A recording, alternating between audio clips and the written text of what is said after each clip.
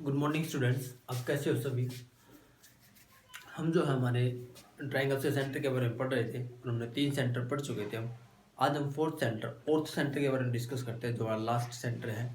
उसके बाद हम ट्रायंगल से कुछ प्रॉपर्टीज पढ़ेंगे और लॉजिकल ट्रिक से पढ़ेंगे। ठीक है, मैं आपको पूरा डिटेल बताऊंगा और कुछ लॉजिकल ट्रिक्स से बताऊंगा जो आपको एसएससी सीजीएल है, कम्पिटिटिव एग्जाम है, रेलवे वगैरह में अगर उससे कोई रिलेटेड क्वेश्चन आता है तो आपको पूरा सॉल्व करने की जरूरत नहीं है, आप उसको इजीली उससे कर सकते हो।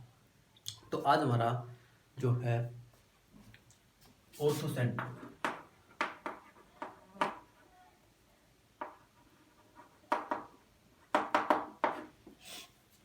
ऑर्थो सेंटर क्या होते हैं? ये जो सेंटर होते हैं ट्रायंगल्स के अंदर, कोई भी ट्रायंगल्स लेते हैं, इस ट्रायंगल्स के जो परपेंडिकुलर होते हैं, परपेंडिकुलर बाइसेक्टर होते हैं, उनका जो इंटरसेक्शन पॉइंट होता है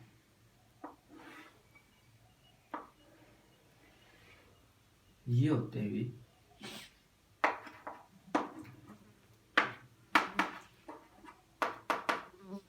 परपेंडिकुलर जो बाइसेक्टर होते हैं, ये भी 90 पे, ये भी 90 पे, ये भी 90 पे, और ये जो होता है ये ऑर्थो सेंटर होता है।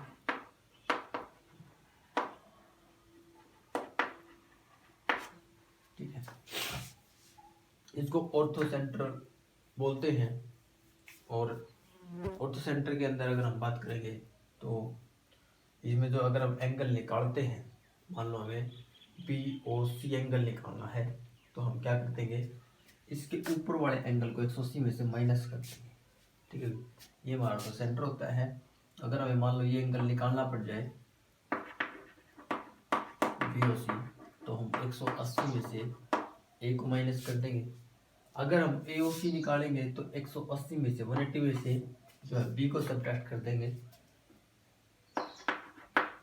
Angle A O C, and then angle B 180 degree, angle B subtract from 180 degree, and for angle A O B angle C subtract from 180, and here from find out our angle BOC and angle AOC and angle AOB. These three angles we can find out from this method. Next topics will be orthocenter. Where find out if we perpendicular bisect draw on the in the triangles, then we had the find out orthocenter. In case of acute angle triangle,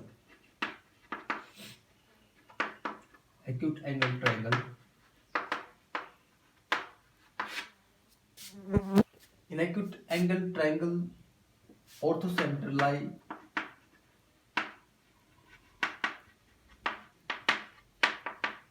inside the triangle.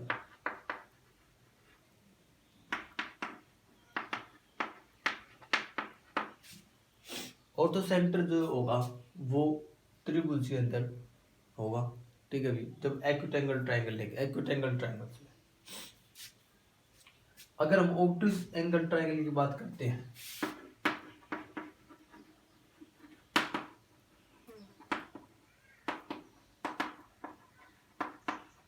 अगर हम ऑब्टूज angle triangle की बात करेंगे तो ortho centre जो होगा और circum centre जो होगा वो दोनों एक दूसरे के अपोजिट में होंगे।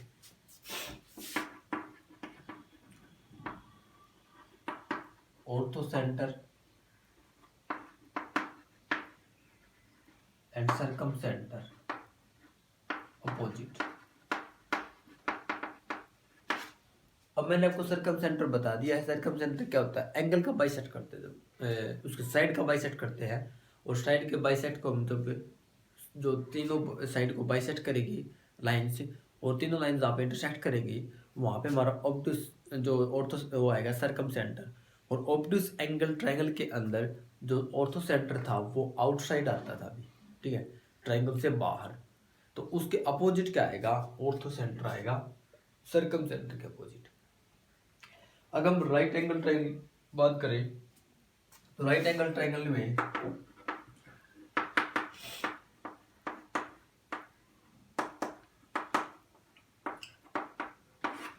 नाइन्टी डिग्री का जो ट्रायंगल्स होता है उसके अंदर यहाँ पे ये परपेंडिकुलर ड्रॉ कर दिया हमने, तो ये जो ट्रायंगल ये जो होता है ये होता है आपका सर्कमसेंटर,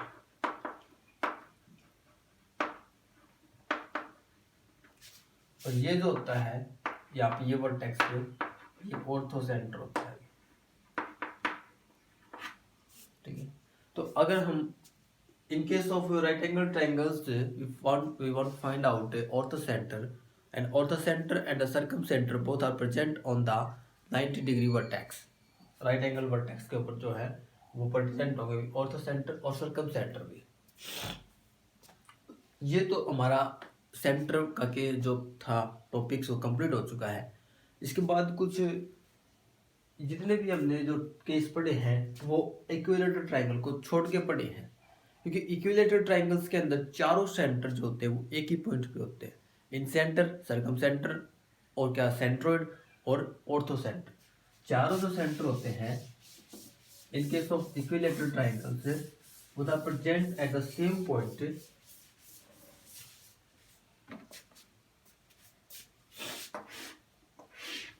दिस इज इक्विलेटरल ट्रायंगल्स, और ये जो सेंटर होता है ऑर्थोसेंटर होता है, इसमें हम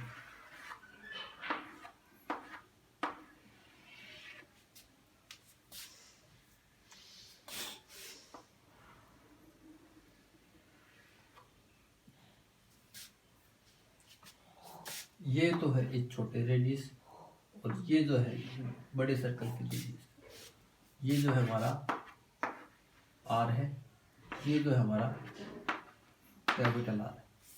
अगर हम ये आर निकालना चाहें तो ये हो जाएगा a/√3, अगर हम ये आर निकालना चाहेंगे तो a/√3।